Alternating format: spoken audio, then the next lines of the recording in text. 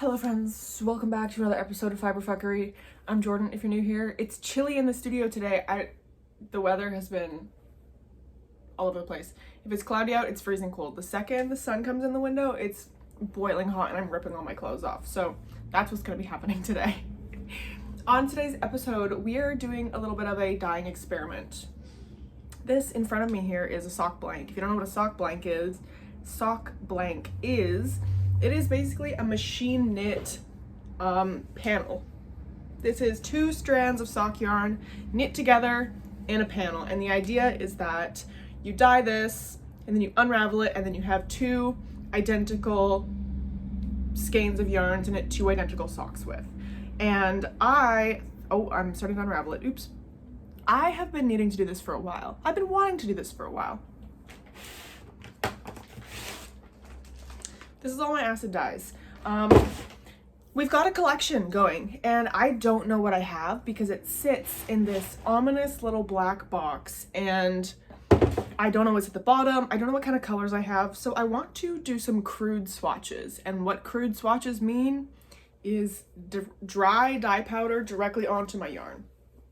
Crude swatching. So I think today I want to do a little rainbow, essentially. I just want to put every single color I have onto yarn and see what it looks like, because there is a handful of colors in here that I haven't even gotten the chance to use yet.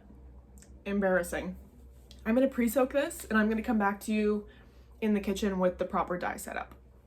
All right, here's the setup. We've got a real like Roy G. Biv layout. If you don't know what Roy G. Biv is, it's red, orange, orange, yellow, green, blue, violet. So that's kind of the layout I have here. I've got some pastel pinks, some brighter pinks, and a red actually. I should really differentiate here. Some pinks, some red. I got 1 red. I don't use a lot of red. Oranges, kind of a peachy blush color. Haven't used this, so am I in frame at all? No. Haven't used peach blush from Dharma yet, so don't know. I think it's gonna be in that area. Yellows, greens, tealy turquoises, blues, purples. There's a lot of purples, no one is surprised. And then what I'm thinking, I'll get you guys on the proper yarn dyeing tripod. You're on my like regular tripod right now. What I'm thinking is I'll kind of just do the same thing. I'll just kind of go like, well, how am I guess I'll do like Roy G. Biv. No, because I don't want red and green. So I might just go in a circle. Like I might just do Roy G. Biv and then the pinks kind of in between the purples. It's not like, this is gonna be so much color and so much chaos, and I really need to remember to dial it back. We have to fit a lot of fucking color into here and it's gonna get a little crazy. Next portion of this video is going to be filmed as a time-lapse and a voiceover because I will be wearing my respirator, my safety goggles, and my gloves. Safety first, bitch. And the audio is terrible through this thing. So I'm going to voice over it later. And I also just wanted to put this little disclaimer in. If you're using dry dye powders, they're toxic. They're a lung irritant. We cannot be breathing that shit, and we got to be safety first. And all of the tools that I'm using, my dye pans, my measuring cups, everything you ever see me dye with is dye specific tools. Once you have used tools with dyes, they're not food safe. You cannot prepare food and dye in the same dishes. That's toxic. We're not doing that. I lied. I'm done with the respirator on. I'm gonna start by doing some prep. That's vinegar. I'm adding a glug, glug, glug. That's the measurement I use. Vinegar is my acid, and I'm just gonna kind of mix this around. Real scientific over here as usual, and then I'm just gonna spread this out to the best of my ability. I am getting this warm already. It's just on low heat. I want my acid in the pan already, and I want it warm. I want the colors to strike relatively quickly.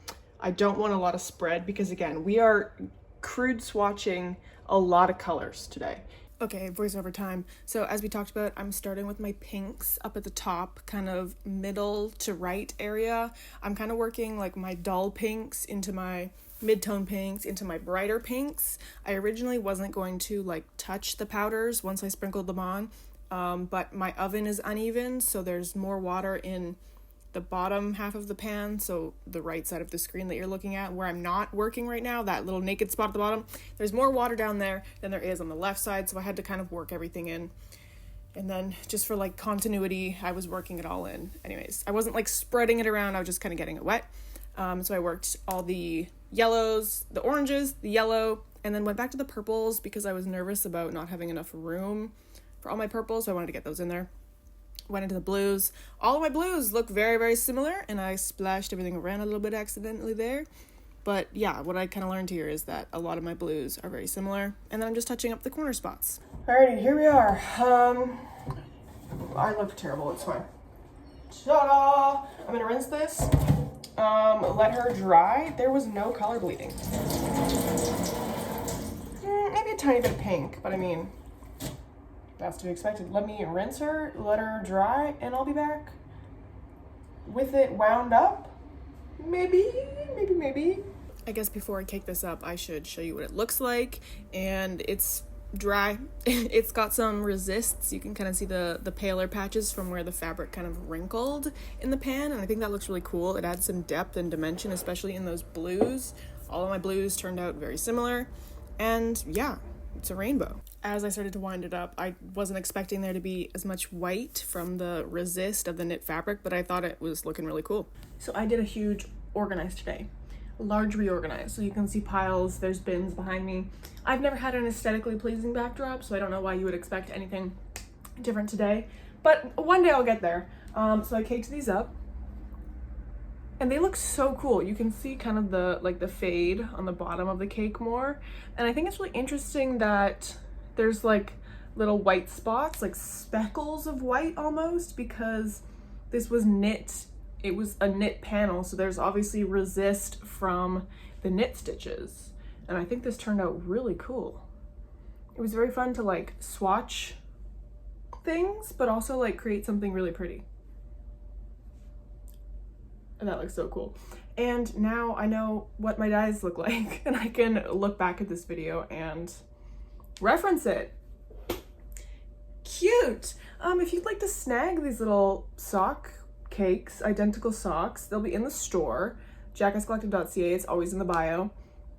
I wish I could knit these up. I don't have time, but they look really cool. I don't know. They kind of like, they're like tie-dye, like Lisa Frank kind of energy. That was fun. That was a fun experiment. We're gonna keep this short today. Actually, it's gonna be short today. Thank you for watching. Thank you for experimenting with me. If you're not following me here, subscribe. Subscribe, like, comment, share. Follow me on Instagram, JackassCollective. Follow me on TikTok, also JackassCollective. And thanks for watching.